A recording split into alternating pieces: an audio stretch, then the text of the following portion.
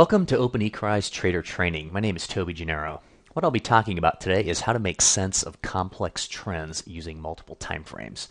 We'll look at some live chart examples and show you how to get confirmation of the trend to identify our trade setups. Using multiple time frames, this way provides us a broader view of the markets and the trends that we're trading. So let's take a look. One of the main reasons that we use multiple time frames on our trade strategy setups is because the trends can form on any time frame and they sometimes contradict each other. So multiple time frames will then help us to identify false trade signals and will help keep us out of bad trades. And a bad trade is simply another term for a weak trend.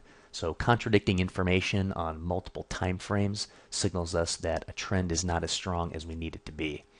We need to be trading strong trends with the trade strategies that we teach in the Advanced Strategy course. And what this means to us then is that we are constantly trading with both short-term and long-term trend agreement. And this is what improves our overall probability of success on these trade setups. This is where some of the complexity lies in recognizing price action structures and defining a trend. Now when you look across multiple time frames, we can see the obvious trend is up just by taking a step back and seeing the higher highs and the higher lows on this weekly and daily chart.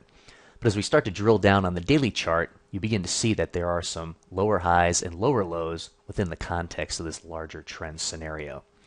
Now if you were just looking at the daily chart or lower, you might be inclined to start going short on some of these pullbacks, but the higher time frame is just signaling a pullback to the moving averages on the weekly chart.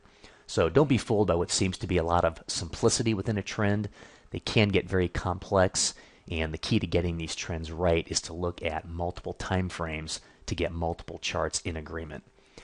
Now when you begin to see the weekly, daily, 240, and the 60-minute charts all trending to the upside, now you know you're in a solid trend, and then you're buying the pullbacks and the breakout setups. But as you're probably already aware, what happens when these charts are in conflict? Okay, it's not a problem. You're just waiting for the charts to get back into alignment. The worst thing you can do here is to dive back into the uptrend before actually getting the proper chart structure and the proper entry signal. So let's take a look at what's going on in these charts.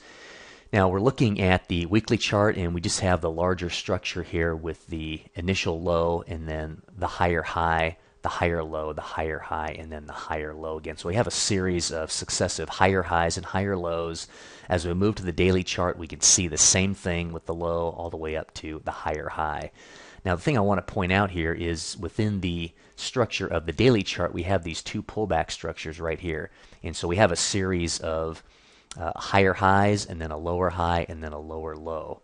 Okay, and then the same thing here. We have a higher high and then a lower high and a lower low before the structure actually starts to turn back around again.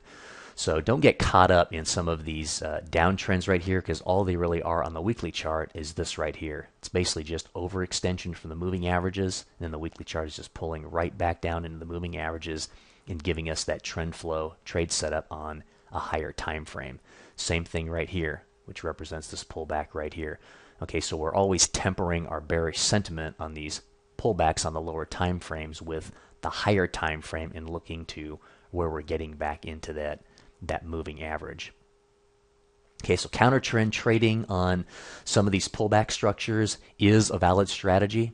Okay, but counter trend trades are certainly a lower probability outcome overall. So you need to remember that the two strategies we're talking about are trending strategies, not counter trend. Okay, the trend flow trade strategy and the momentum breakout strategy that we teach in the advanced course. So these are obviously some very high time frames that we're looking at right here. So you could find the downtrend on lower time frames for that counter trend opportunity, but you just need to be aware of the bigger picture uptrend. Now it doesn't matter what the time frames actually are, such as here we're looking at the weekly and the daily.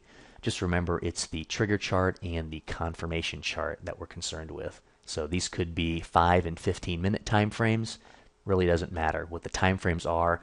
It just matters that you're looking across a range of time frames to get good confirmation of a valid trade setup. So this is just one aspect of a trading strategy and how to make sense of complex trends.